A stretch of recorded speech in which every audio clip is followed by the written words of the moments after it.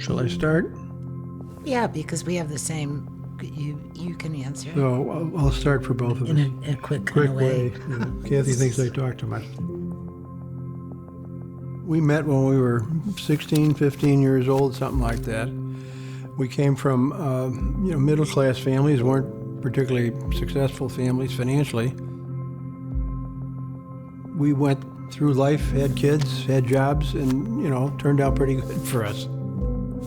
And it's sort of maybe a life realization that I've been blessed with good talents and good opportunities and sort of a good being spouse in the right place at the right time. place at the right time. And why not try and give some of that back if you don't need it all? As simple as it is. Monsignor Jack Egan was Kathy's uncle. He was very focused on social justice issues. He never would back off. He was always pushing, not just for money, but for change. And I often say he'd be proud of what he contributed to by fostering the activities we're now engaged in philanthropy. He would sit at the table. I can still see him sitting at the end of the table and saying, "Life is pitifully short. You have to make the most of it." And that always stuck with me, and it stuck with you. That, don't say, well, one day maybe I'll help such and such. Get to it, buddy, was his theory.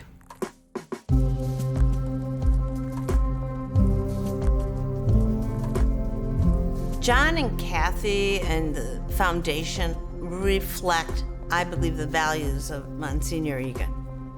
It's a vision of justice. It's a vision of believing that we can make a difference. We can build a more just world. In the last 20 years, we've sort of touched every sector. And when you boil it down, it really is about human beings living their best, most fulfilled lives. John's ultimate point is, if you give people access and they're willing to do the work, nothing should stop them. When the Schreibers made a significant investment in our early childhood work, it allowed us to take a number of smaller programs that we had been working on in early childhood and scale them almost instantaneously.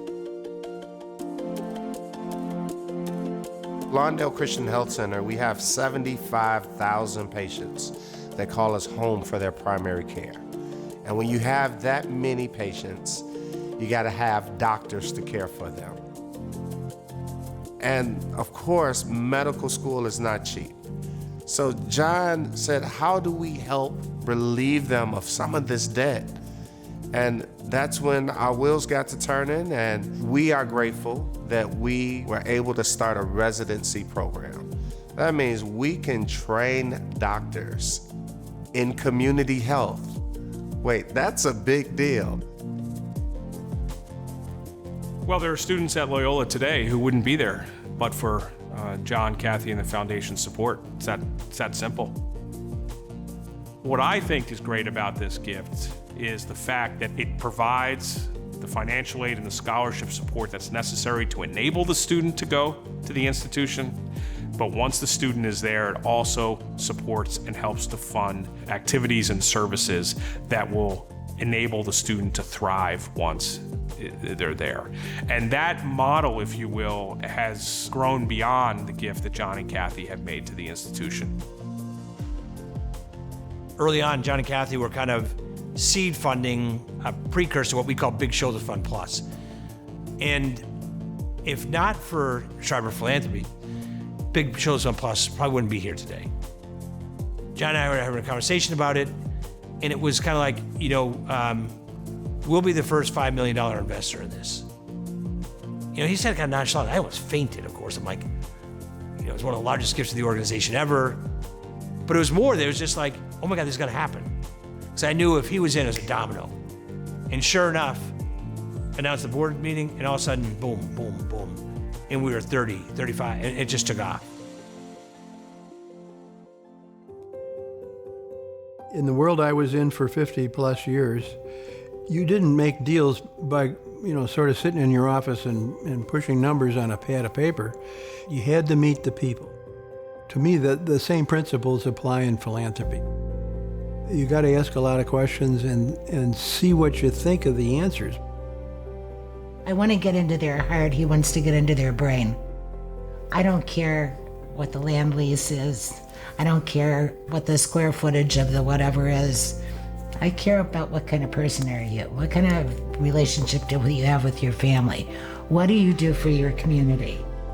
And then we discuss it, and with the heart and the brain are in the same body.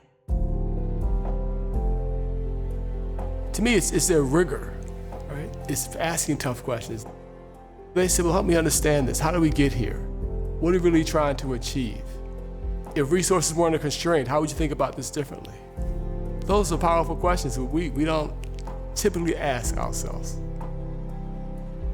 These issues that we're working on have long-term structural problems. Could we really do something to change the trajectory? We can try new things where we're betting on an idea and then we have a learning agenda. Did it work? There's lots of good things happening, lots of progress being made, and I think properly disciplined, properly attacked, each problem can be solved. If you can give them the opportunities, you can change their lives. And change the lives of siblings, parents, kids, around them too. So it's I think a pretty moving outcome when you think generational effect is our hope. John Schreiber would often ask, if you had a magic wand, what would you ask for? This is our magic wand moment. And while we're in early stages now, I can already see glimmers of what we will achieve and what we could achieve over the next few decades. And that is really magic.